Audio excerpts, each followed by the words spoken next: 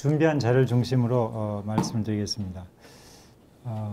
제가 뭐 PPT 이런 것을 만들 줄 모르고 제가 평소 하는 방식대로 이렇게 종이로 된 유인물로 자료를 준비했습니다.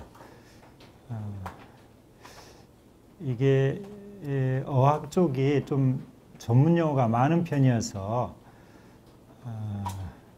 어떤 주제를 가지고 말씀드릴까 하다가 조금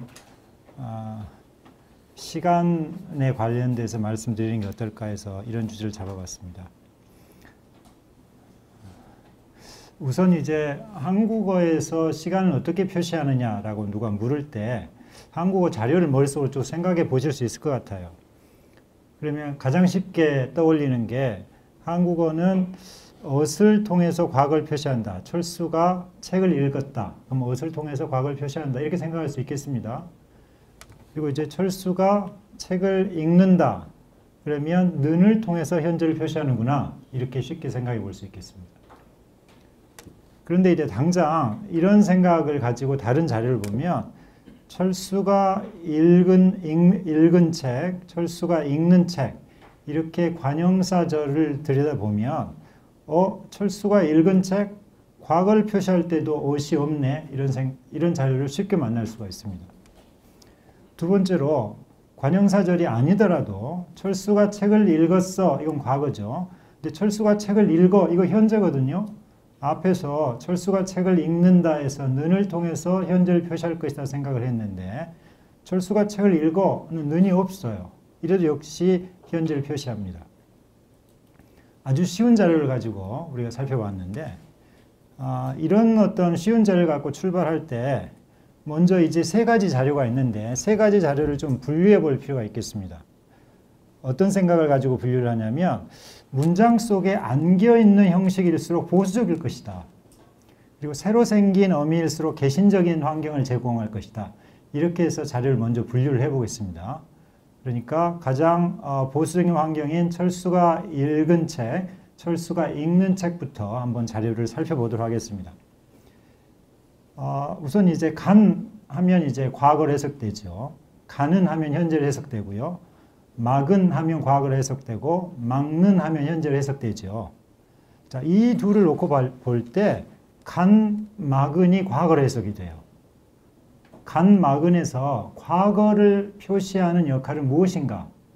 먼저 쉽게 생각해 볼 수 있는 것은 가에 니은이 결합하고 막에 은이 결합했다. 이렇게 보는 것입니다. 니은하고 은은 앞말에 받침이 있느냐 없느냐에 따라서 나타나는 이제 변이 관계에 있기 때문에 똑같은 이제 형태소입니다.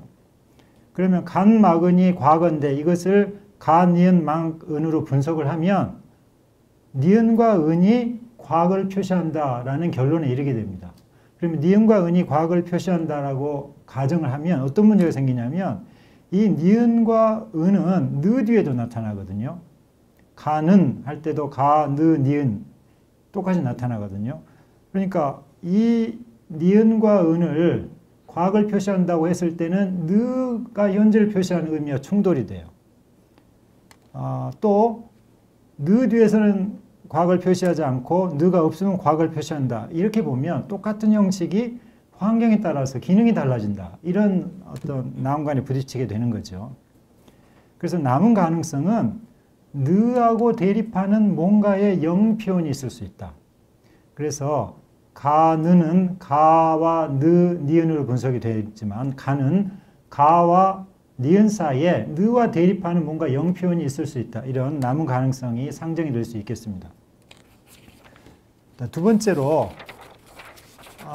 이 보수적인 환경에서인 관형사절에는 또 하나가 있는데 가는 외에 가던 이런 게 있습니다. 가던.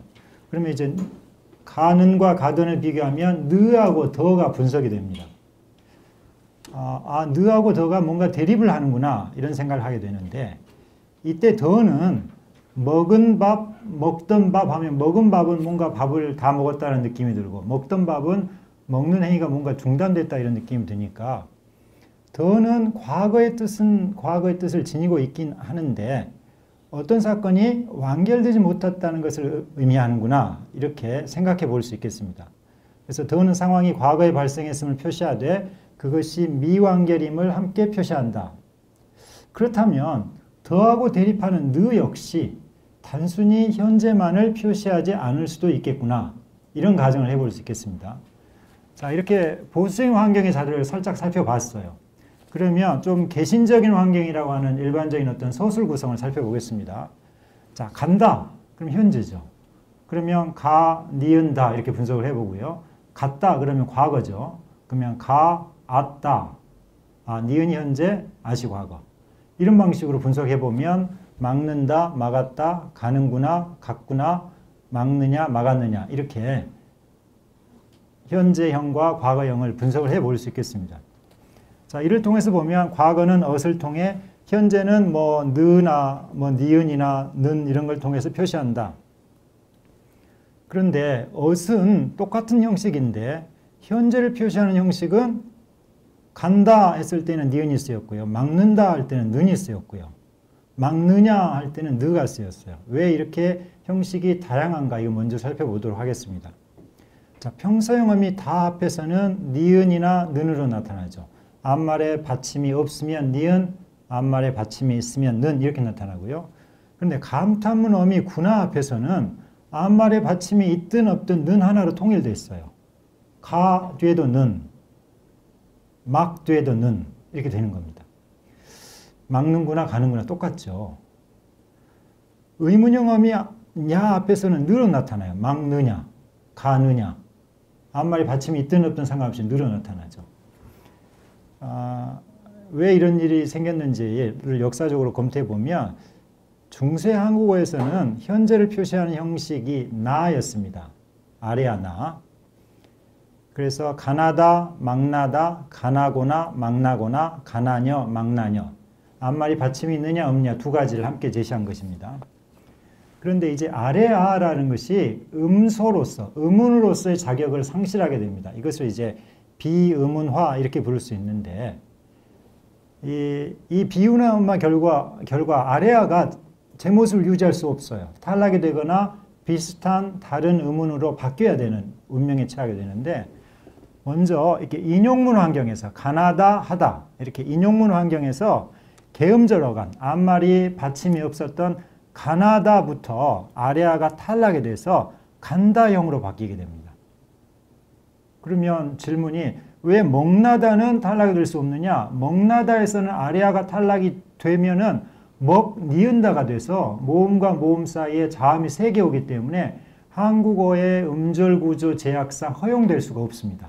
그래서 이제 개음절 어간 나다가 개음절 어간 니은다로 바뀌게 됩니다. 그런데 먹나다는 바뀔 수가 없어요. 음절 구조 제약 때문에. 아래아가 떨어질 수가 없습니다. 이렇게 간다, 먹나다 이런 꼴이 되는 거죠. 그런데 비슷한 기능을 하는 것이 형식이 달라지기 때문에 이 형식을 통일시키려는 움직임이 있습니다.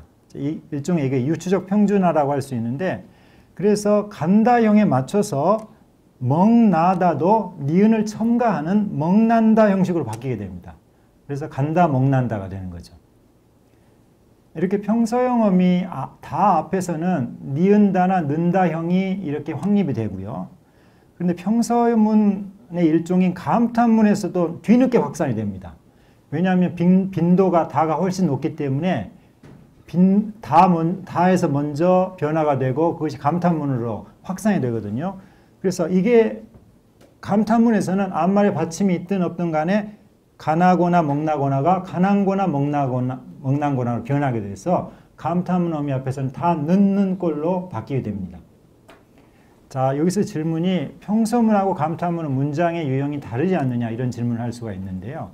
영어에서는 평서문하고 감탄문이 별도의 문장 유형입니다. 근데 한국어에서는 감탄문이 평서문의 일종입니다. 감탄문이라는 것은 단언을 하지 않는다는 특징이 있기 때문에 그 감탄문의 내용에 대해서 부정을 할 수가 없어요. 그런데 한국어는 감탄문의 내용에 대해서 부정을 할 수 있어요.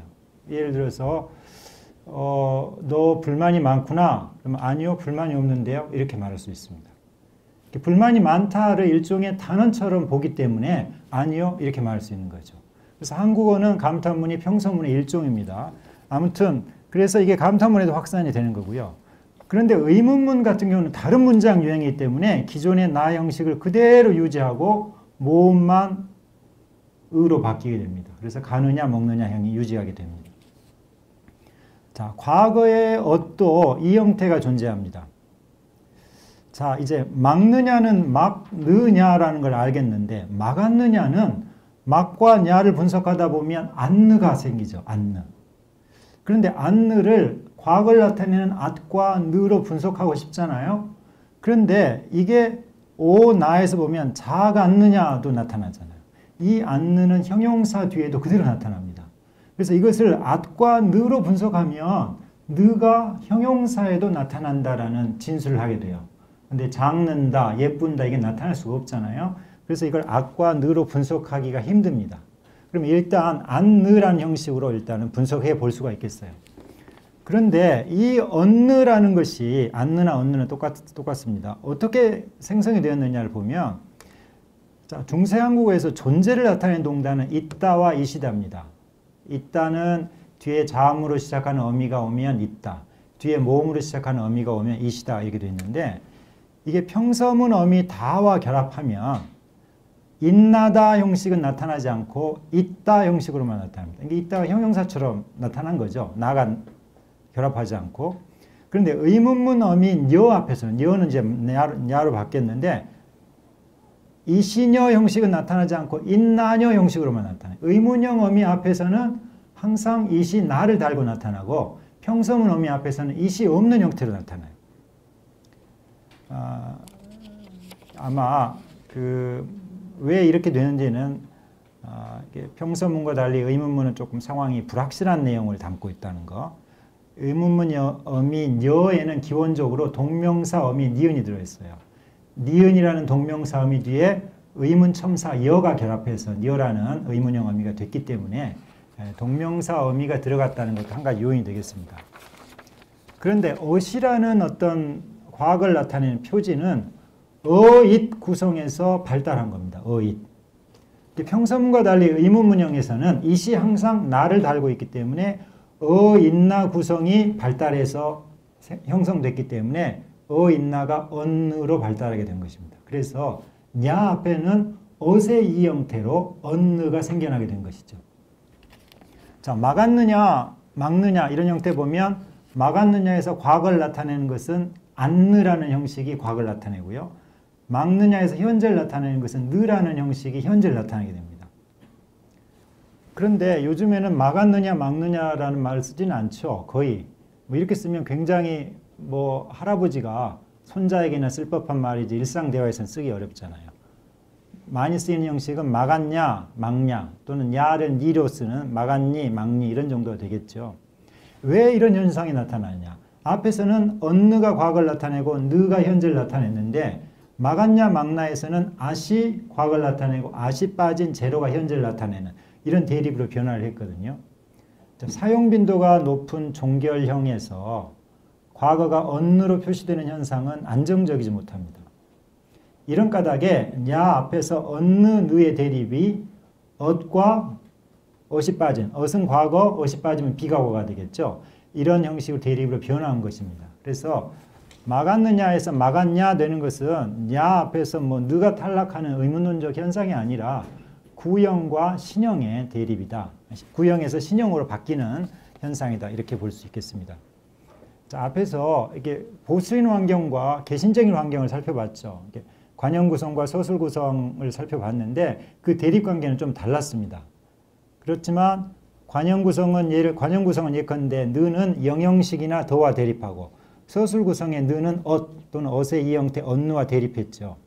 그런데 느는 관형 구성에 나타나든 서술 구성에 나타나든 비록 대립 형식에서 차이는 있지만 한 가지 공통점이 있는데 그것은 형용사와는 결합하지 못한다는 거예요. 도대체 왜 느는 형용사와 결합할 수 없는가? 우선 이제 시간 안정성이라는 척도를 생각해 볼 수가 있겠습니다. 시간에 따라서 변화하지 않고 안정적인 모습을 보이느냐? 그렇지 않느냐? 명사는 시간 안정성이 높죠. 하지만 동사는 시간 안정성이 낮습니다. 왜냐하면 시간에 따라서 변화를 하기 때문에 그렇죠. 형용사는 대체로 중간에 위치합니다.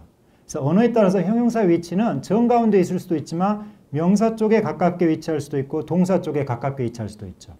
형용사가 명사 쪽에 가깝게 위치하는 그런 형용사는 명사성 형용사라고 부를 수 있고, 형용사가 동사 쪽에 가까이 있는 그런 형용사는 동사성 형용사라 부를 수 있겠죠.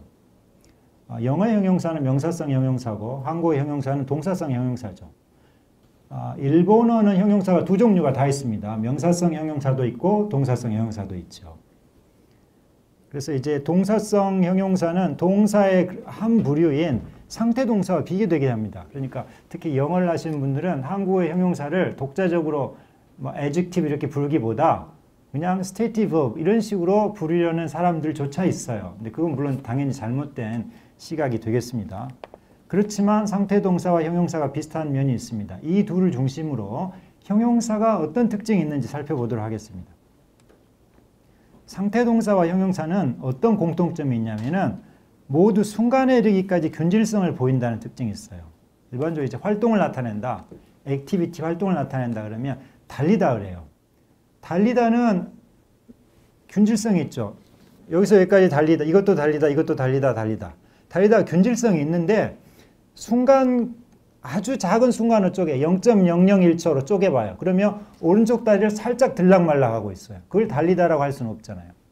활동 같은 경우에는 균질적이긴 하지만 순간으로 쪼개면 균질성이 사라집니다. 그리고 활동이 아닌 뭐 성취나 달성, 범인을 발견하다. 그러면 순간으로 쪼개면 그게 범인을 발견한다고 성립 안 되죠. 부분이 전체를 나타낼 수가 없죠. 집을 짓다. 그러면 집을 짓기 시작하기 위해서 초기 모습을 집을 짓는다고 할 수가 없잖아요. 자, 이런 차이가 있습니다. 그런데 상태 동사와 형용사는 아주 순간까지 쪼개도 0.001초까지 쪼개도 다 상태 동사와 형용사는 다 성립한다는 거예요. 쉽게 말해서 이게 명사로 따지면 물질 명사와 비슷합니다. 빵이나 물 하면 부분 아주 작은 부분만 해도 물이고 작은 부분만 해도 빵인 것과 비슷한 성질이 되겠습니다. 그런데 이 차이점이 있는데 상태 동사는 일정한 시간틀 속에 존재해서 균질적인 어떤 국면들의 연속으로 인식되거나 그 전체가 하나의 국면으로 인식될 수 있다는 겁니다. 예를 들어서 계기관계가 있어요. 어떤 사건이 앞서고 어떤 사건이 뒤에 된다. 시간적인 계기관계가 있다고 그랬을 때 시간적인 계기관계를 나타내는 대표적인 연결 어미가 고서거든요. 고서를 붙여보면 사랑하다라는 상태 동사는 가까운 사람을 사랑하고서 남을 사랑하라. 이게 성립하는데 솔직하다라는 형용사는 영인을 솔직하고서 상사의 스님이 두텁다. 이렇게 계기관계에 성립할 수가 없어요. 그리고 이제 점점이라는 부사를 붙여서 국면의 심화를 시켜보면 김씨는 점점 철수가 범인임을 믿었다. 믿다와 같은 상태 동사는 쓰일 수 있는데 가깝다는 쓰일 수가 없습니다. 그래서 상태 동사와 달리 형용사는 일정한 시간틀 속에 있지 않다라는 것을 우리가 알 수 있습니다.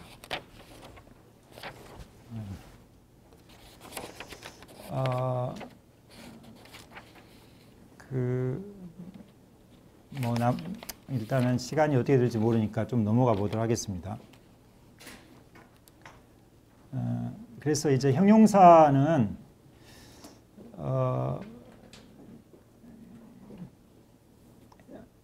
이렇게 앞선 일이 이제 이게 잘 믿는다, 금세 답을 안다 이런 거 알다와 믿다는 대표적인 상태 동사인데 이 상태 동사는 적절한 맥락이 주어지면 상태 진입의 의미로 돼요. 그래서 그냥 나는 그 사람을 안다라는 것은 그냥 일반적인 상태를 표현하지만 힌트만 줘도 금세 답을 안다 했을 때 이 안다는 모르는 상태에서 아는 상태로 상태 진입을 표시하는 해석을 지니게 됩니다. 이 이유는 이제 상태 동사는 일정한 시간틀 속에 놓여서 형용사와 달리 시작점에 대한 함의를 지니기 때문에 그렇다는 거예요. 형용사는 시작점에 대한 함의가 없고 시간틀 속에 놓이지 않는다는 겁니다. 그래서 형용사는 시간의 경과와 무관한 초시간적 속성을 띱니다. 이는 명사가 시간의 경과와 무관한 것과 비슷합니다. 그 다음에 이제 결합제약의 그 해석을 보면 형용사와 느가 결합할 수 없는 것은 형용사는 이제 가리키는 속성이 초시간적이어서 어떤 경계를 상정할 수 없고 의미론적으로 시작점과 끝점에 대한 함의가 없습니다. 그래서 형용사가 지시하는 상태는 현재 지속됨이 기본적인 해석이죠. 그래서 형용사가 현재를 지시할 때는 유표적 표지가 필요치 않고요. 또 상황을 크게 상태와 동작으로 구분할 때 상태라는 것은 발화 시에 말을 하는 시점에 성립하는 것으로 해석됨이 가장 자연스럽지만 동작이라는 것은 그게 진행 중인 것이 아닐 때에는 말하는 시점에 먹다 이게 성립하는 것으로 해석되기 어렵습니다. 그래서 동사가 말하는 시점에 성립한다는 의미를 지니려면 유표적 표지가 필요하지만 형용사는 그렇지 않다는 거죠.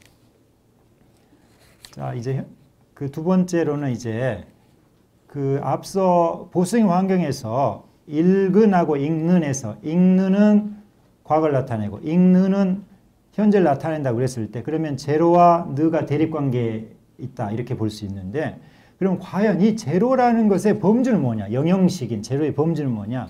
대해서 살펴보겠습니다. 시간과 관련된 범주는 크게 두 가지가 있습니다. 하나는 시제고 또 하나는 상입니다. 시제라는 것은 상황의 시간적인 위치를 표시합니다. 그래서 현재냐 과거냐 미래냐. 그런데 위치를 표시하기 때문에 기준점이 필요합니다. 보통은 말을 하는 시점이 기준점이 되는 것이죠. 그런데 상이라는 것은 시간의 경과에 따른 상황의 모습을 표시합니다. 예를 들어서 시간이 경과하면서 상황이 완성되거나 지속되거나 반복되거나 이런 게 상입니다. 그런데 이게 모습을 가리키기 때문에 상황에 경계가 있는지가 매우 중요합니다. 그래서 이 상이라는 것은 어휘적으로 존재하기도 하고 문법적으로 표시되기도 하죠.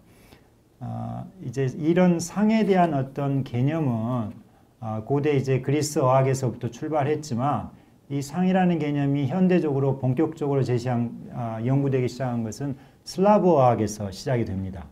그래서 슬라브 어학에서는 이제 VID, vid라고 해서 이 상에 대한 연구가 시작하는데 vid는 글자 그대로 이제 보다는 거죠.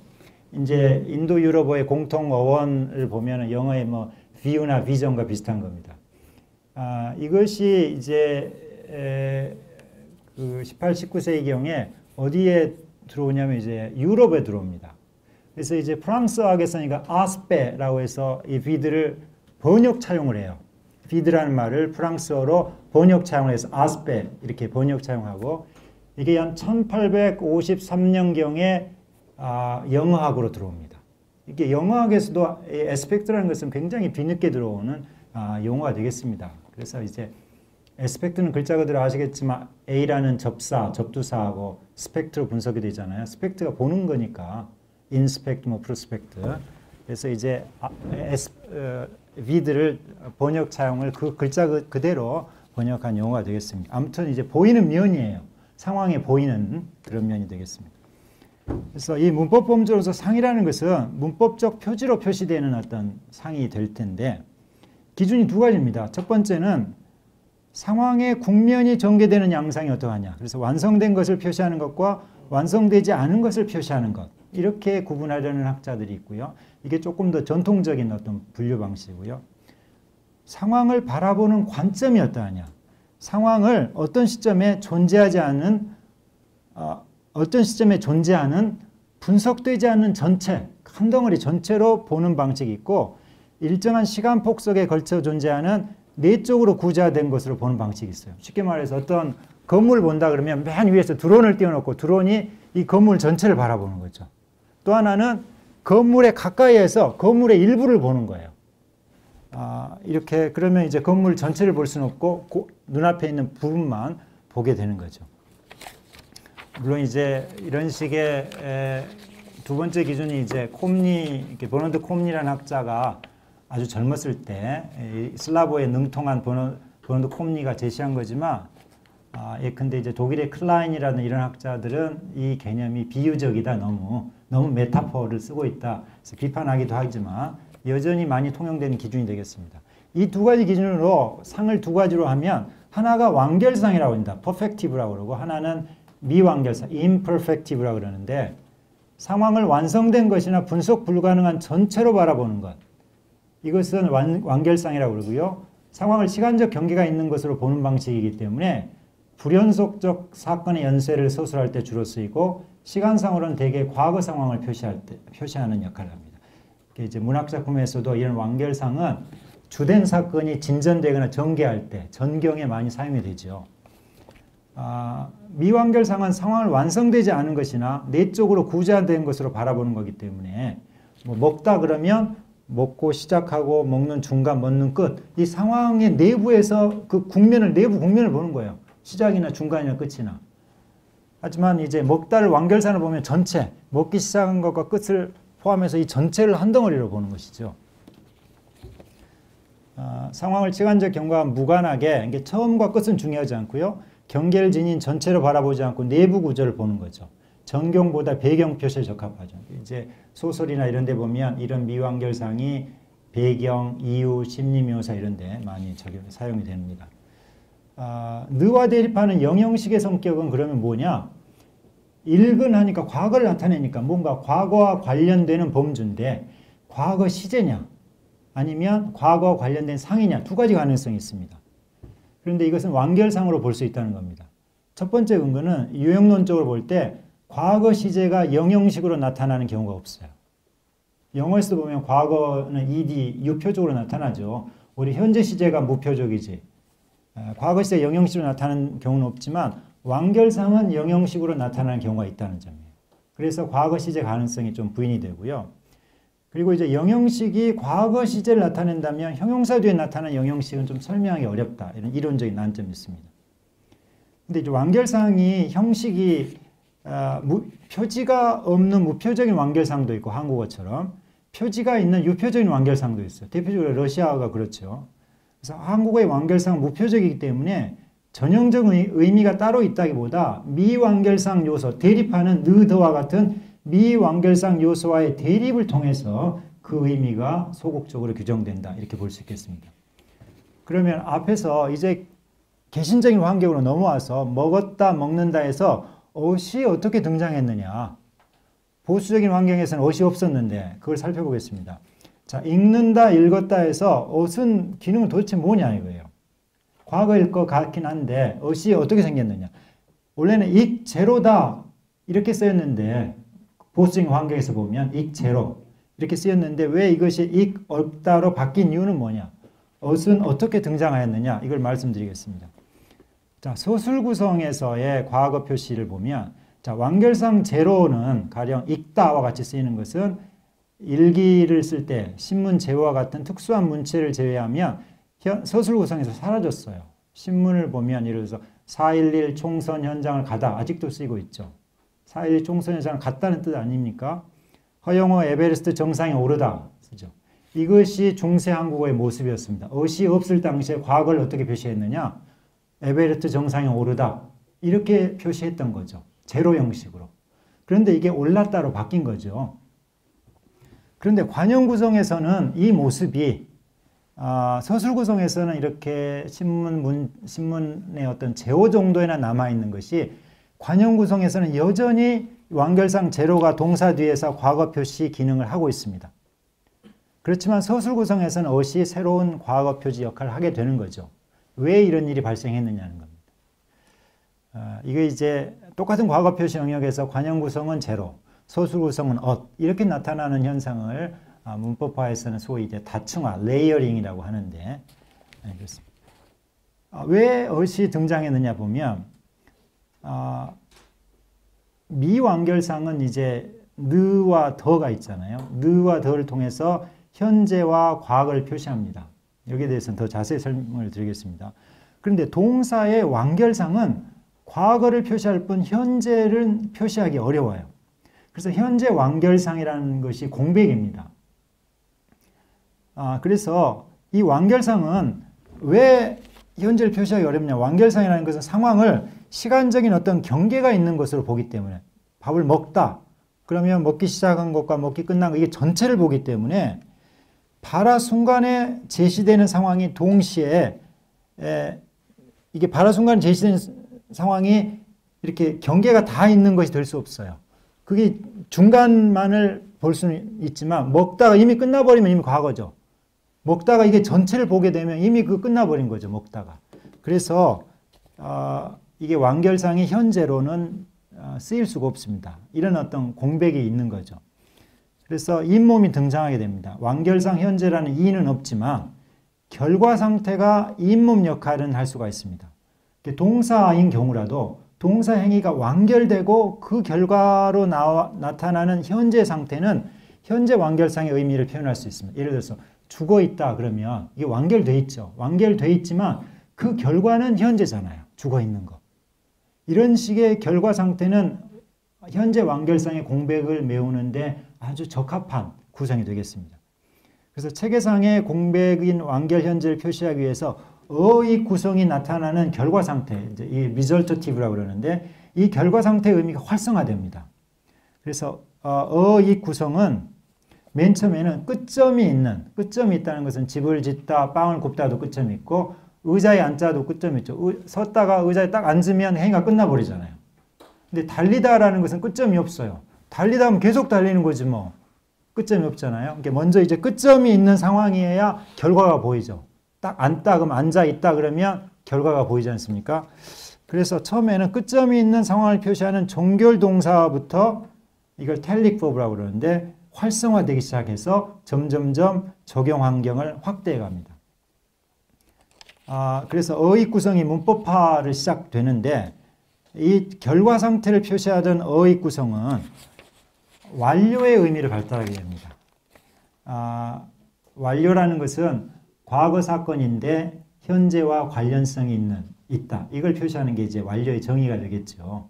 결과 상태는 현재, 과거의 사건에 초점이 있는 게 아니라 현재의 결과에 초점이 있는 게 결과 상태고, 완료는 과거 사건에 초점이 있는데, 과거 사건은 사건인데 이게 현재와 관련이 있다. 이게 이제 완료가 되겠습니다. 그래서 이제 나중에는 과거의 의미까지 표시하는 쪽으로 발달하게 됩니다. 의미 쪽에서 보면 의미가 일반화예요. 또는 이것을 기본과 같은 학자는 의미 탈색, 블리칭, 의미 탈색이라고 부르죠. 그런데 이런 의미 변화에 발맞춰서 형식도 간략화돼요. 그래서 어잇이 엇으로 변화됩니다. 이건 의문론적 축소가 일어나는 거죠. 그래서 요컨대 엇은 결과 상태, 완료, 과거의 문법화 단계를 거쳐 형성됩니다. 영어에서도 가령 be going to가 go라는 의미를 통해서 미래적 의미를 표현하다가 미래를 나타내는 조동사로 발달하잖아요. 그러면 처음에는 go의 주어 자리는 갈 수 있는 것만 주어 자리에 나타나다가 움직일 수 없는 것도 주어 자리로 확대가 되죠. 예를 들어서 That tree is going to lose its leaves. 그러면 그 나무라는 것은 갈 수 없잖아요. 확대가 되고 심지어는 비인칭 주어까지 확대가 되잖아요. 그렇게 되고 의미가 이렇게 탈색이 되는 것과 아울러서 going to가 goner로 축약이 되는 것과 비슷한 현상이라고 보시면 되겠습니다. 자, 이 결과 상태가 완료로 바뀌는데 결과 상태가 완료로 변하는 문법화는 의미와 분표면에서 발생합니다. 첫 번째 의미면에서는 현재 결과 의미에서 현재 관련성, 결과보다 관련성이 조금 더 탈색되는 의미가 되겠죠. 분표면에서는 끝점이 있는 상황을 가리키는 종결동사에만 결합되던 형식이 종결동사, 비종결동사 모두에게 결합한, 이제는 달려있다도 결합하게 된 겁니다. 처음에는 달려있다는, 죽어있다는 이유는 있다가 달려있다는 없다가 나중에 달려있다도 생기게 되는 것이죠. 세 번째로 이 완료가 과거 시제로 발달합니다. 완료는 더 문법화해서 발달할 수 있는 진로가 완결상으로 발달할 수도 있고 과거 시제로 발달할 수도 있어요. 근데 한국어에서 이 완료의 진로는 과연 무엇이냐는 거죠. 자, 완료가 완결상으로 발달하느냐 과거 시제로 발달하느냐는 그 언어에 과거 미완결상이 존재하느냐와 밀접히 관련되어 있습니다. 과거 영역 중에 미완결상이 일부를 차지하고 있으면 완결상으로밖에 발달하지 못하는데 과거 영역이 다 비어 있으면 그 전체를 가리키는 과거 시제로 발달하게 된다는 거죠. 그래서 어시 과거 시제 표지로까지 발달할 수 있느냐 여부는 더라는 과거 미완결상이 그 자리에 그대로 있느냐, 그게 변화했느냐에 달려 있는데 더가 여전히 과거 미완결의 의미를 지니고 있다면 엇은 과거 영역의 전체를 표시하는 과거 시제 표지로 발달하지 못하고 과거 영역의 일부를 담당하는 완결상으로 발달하게 되기 때문에 그렇습니다. 그런데 더가 변화하게 됩니다. 자, 중세 한국어에서 더는 과거 미완결상을 표시했어요. 그래서 인칭제약이 없습니다. 그래서 나이 농담하다라. 내가 농담하는 그 주어가 내가 농담하다라 이렇게 쓸 수 인칭제약이 없어요. 이게 상이라는 것은 인칭제약이 있을 필요가 없기 때문에 그렇습니다. 근데 19세기 중엽 무렵에 이르면 더가 1인칭 주어와 결합하는 예가 거의 나타나지 않아요. 그래서 더가 과거 미완결상에서 과거 지각의 용법을 나타내는 직접 증거, 소위 이제 에비덴셜이라고 하는 범주, 이게 이제 정보의 출처가 뭐냐?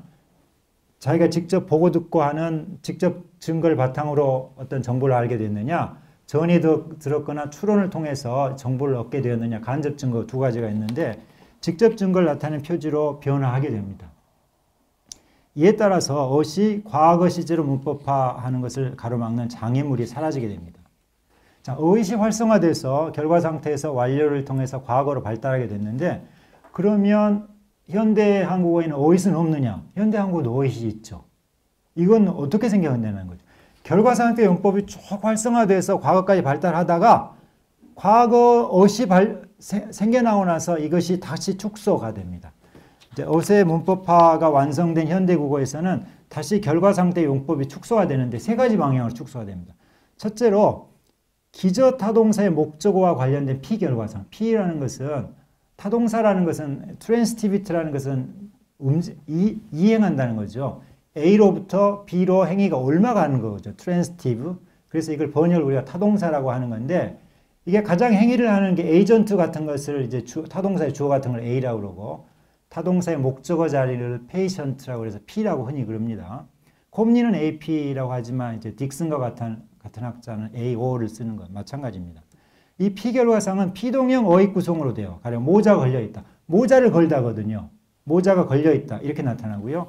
기저타동사의 주어와 관련되는 것은 타동사 고익 구성으로 나타나요. 철수가 양복을 입고 있다. 이렇게 나타나요.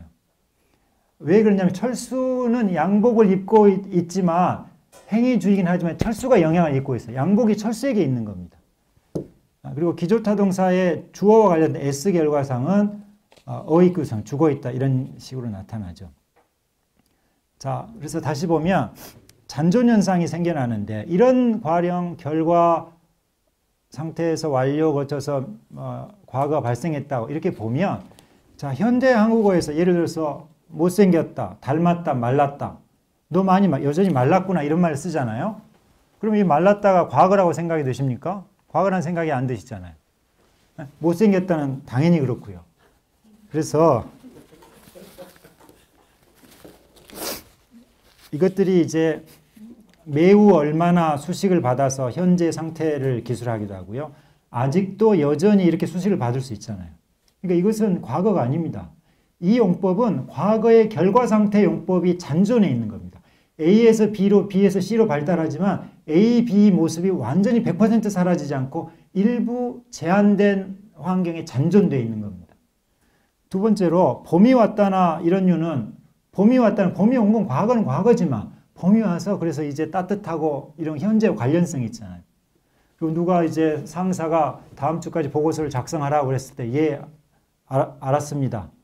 알았다는 건 단순히 과거에 방금 전에 알았다는 게 과거에 알다라는 상황이 있다고 말하고자 하는 게 아니라 그래서 앞으로 그걸 하겠다라는 현재 관련성 있는 의미잖아요. 알았다는 단순한 과거가 아니죠.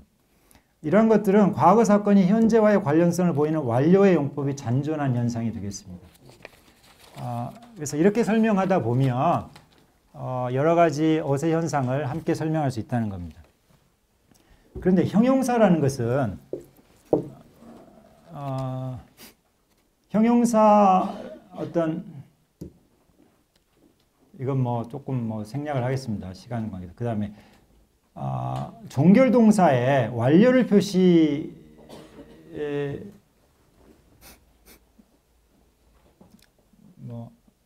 종결동사의 완료를 표시하는 이제 어시 결합하면 어시 과거 시제 표지로 발달하더라도 여전히 현재와 관련성 있는 의미를 떼어내기 어렵습니다. 그래서 봄이 오다, 꽃이 피다. 그러면 이것은 시작점이 아니라 끝점에 초점이 놓이기 때문에 현재와 무관한 해석을 지닐 수 없어요. 끝점인데 봄이 왔다. 그러면 이 현재와의 관련성을 제거할 수가 없습니다. 그런데 우리가 완전한 과거를 표시하고 싶어요. 과거에 무슨 일이 있었다는 걸 표시하고 싶어요. 이럴 때 할 수 있는 방법은 엇을 하나 더 붙이는 방법밖에 없습니다. 종결동사, 끝점이 있는 종결동사인 경우에 가령 꽃이 피었다. 이것이 완전한 과거를 표시할 수 있죠. 이건 현재와 관련성이기 때문에. 그래서 이 경우에 엇을 하나 더 붙이는 후접한 형식이 19세기 중엽에 발달합니다. 그래서 꽃이 피었었다 그러면 현재와의 관련성이 사라지죠. 누나가 왔다 그러면 현재와 관련성이 있어요. 그래서 지금 집에 있다든지. 이 완전한 과거를 표시하기 위해서 누나가 왔었다고 됩니다. 이렇게 끝점이 있는 종결동사 구성에서 엇이 먼저 등장을 해요. 그러다가 이 엇이 비종결동사까지 확장이 돼서 현대국어에서 엇이라는 형식이 등장했다는 겁니다. 자, 이제 엇을 살펴봤는데 더로 넘어가면 중세국어 더는 아까 말씀드렸듯이 과거 미완결이다 이렇게 볼 수 있는데, 첫째 이게 상으로 보는 이유는 유형론적으로 상표지는 어간에 가장 가까이 결합하는데 중세국어의 더도 그렇다는 거고, 그 다음에 완결상은 전경 상황을 표시하는 데 쓰이고 미완결상은 배경 상황을 표시하는 데 쓰임이 일반적인데 중세국어 더는 연결 의미와 같이 쓰일 때 주로 배경 상황에 쓰이고, 세 번째는 현대국어와 달리 인칭작이 없다는 거죠. 그래서 중세 더는 완결상 제로와 대립하는 미완결상이고, 그런데 미완결상은 상황 내부를 들여다보는 시점이 현재냐 과거냐에 따라서 현재 미완결과 과거 미완결로 나뉘는데, 더는 현재 미완결을 나타낸 느와 시제면에서 대립을 이뤘다는 거죠. 자, 현대국어 관형 구성에서의 더는 여전히 옛 모습 그대로 완결상 제로와 대립해서 과거 미완결상을 표시해요. 그런데 형용사라는 것은 초시간적에서 상적인 표지가 붙기가 어렵습니다. 그래서 현재 미완결상을 나타내는 느하고 형용사는 결합하기 어렵죠. 그러면 과거 미완결상을 나타내는 더하고도 형용사는 결합하기 어려워야 되는데 장느는 안 되지만 작더는 되는 거예요. 왜 이런 일이 발생하느냐? 형용사는 초시간적이긴 하지만 과거라는 시간적인 제약을 받아요. 예를 들어서 초등학교 때 작던 이렇게 되면 초등학교 1학년이 시작점, 초등학교 6학년이 끝점, 시간적인 한정을 받으면 시간틀이 제공이 돼요. 외부에서. 그래서 더 같은 경우에는 형용사하고도 결합할 수 있었다는 겁니다. 그 더가 형용사와 결합할 때는 미완결 성분보다 과거 성분이 부각됩니다. 왜냐하면 이제 동사 뒤에서는 완결상, 미완결상이 모두 과거를 표시할 수 있지만 형용사에서는 미완결상만이 과거를 표시할 수가 있고, 그리고 이제 형용사는 더 아니면 과거를 표시할 방법이 없어요. 동사는 완결상 제로도 과거를 표시하지만, 그래서 형용사 뒤에 더는 과거를 표시하는 데 주된 기능이 있었습니다.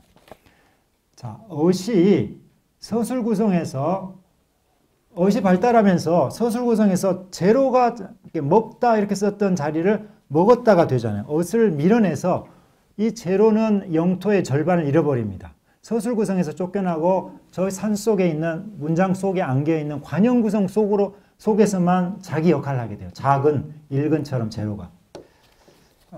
그리고 형용사 뒤에서도 엇이 이제 자유롭게 결합해서 더 위에 또 다른 과거 표시 수단이 생기게 됩니다.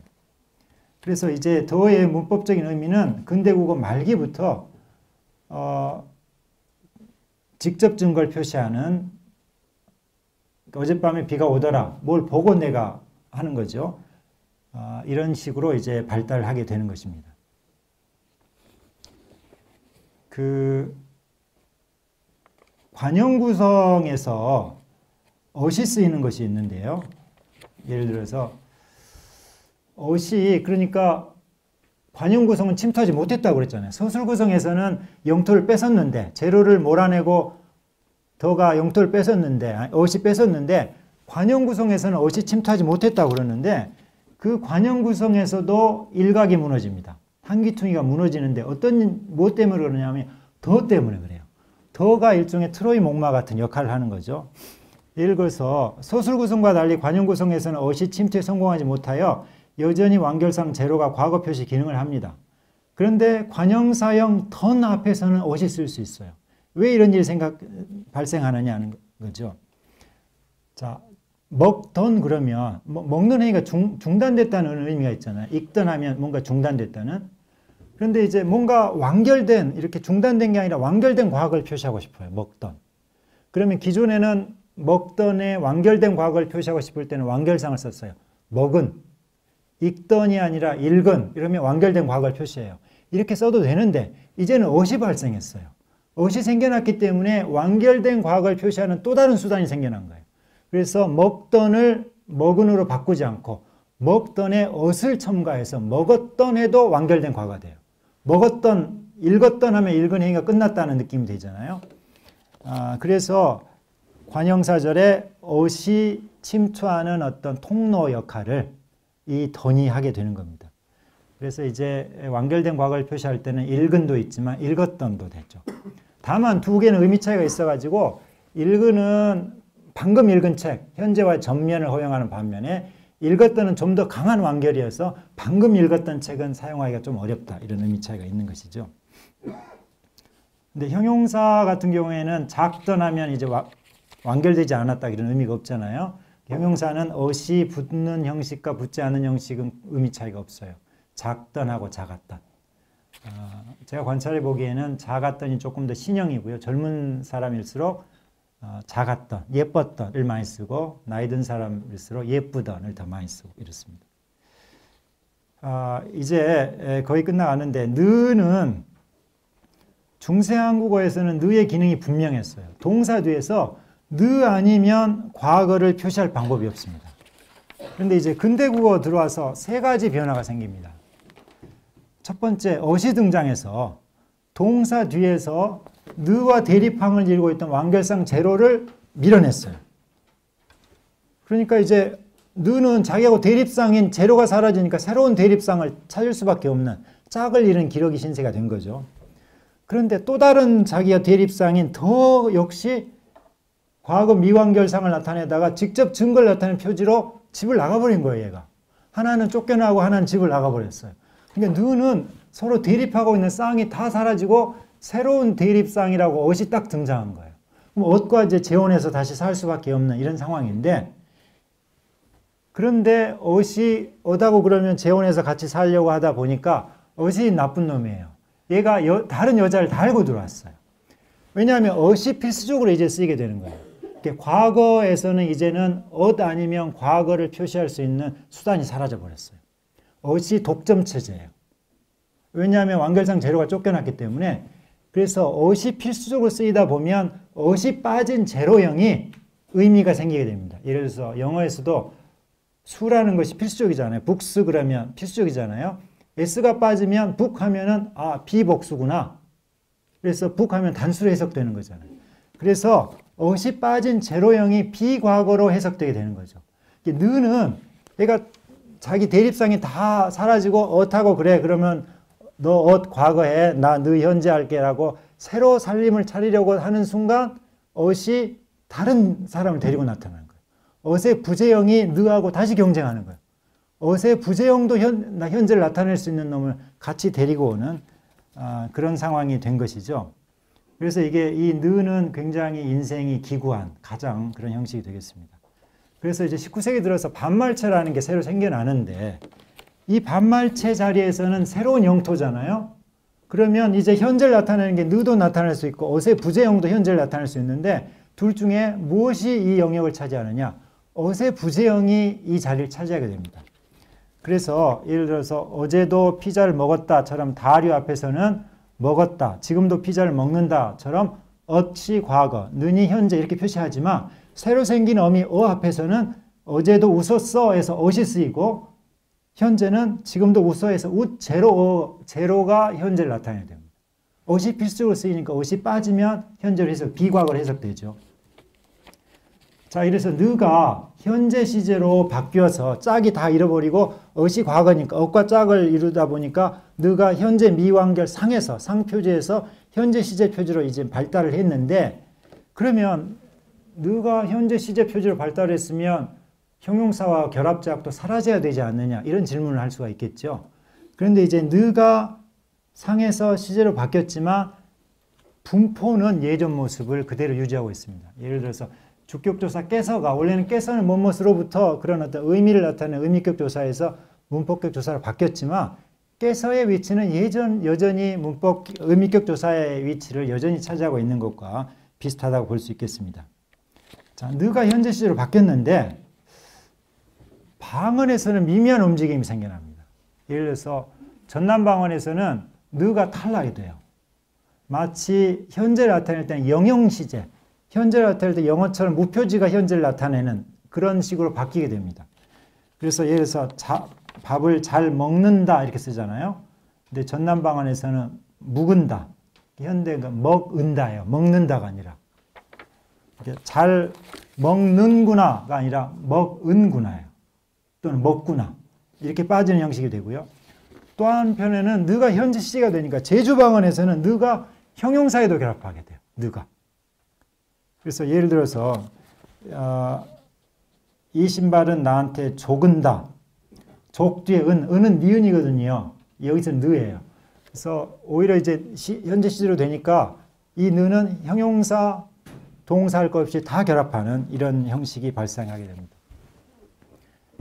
자, 그래서 간단하게 한국어의 이제 시간 표시 방법을 살펴봤는데, 그러면 이런 현상을 전 세계 여러 언어하고 비교해서 한번 살펴보겠습니다. 세계 여러 언어에 대한 어떤 시제와 상에 대한 연구 결과가 있습니다. 이 결과를 달이라는 웨스턴 달이라는 학자가 한 4가지 유형으로 정리한 적이 있어요. 사실은 이 달은 이제 존 바이비라는 학자와 함께 작업을 했는데 4가지로 분류를 한 적이 있어요.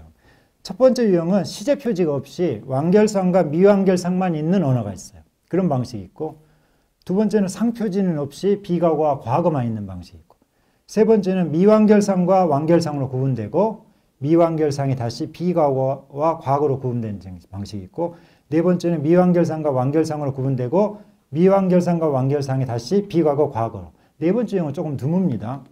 이 체계를 바탕으로 한국어를 보면 한국어는 유형론적으로 제3유형에서 제2유형으로 변하는 과정이 있습니다.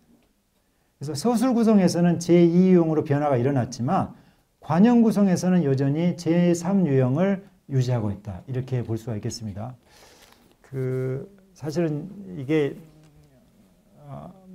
다른 주제보다 시간이 조금 더 이해가 좀 편하리라고 했는데 뭐 과연 그랬는지는 잘 모르겠습니다. 이제 이상으로 간단히 말씀드립니다.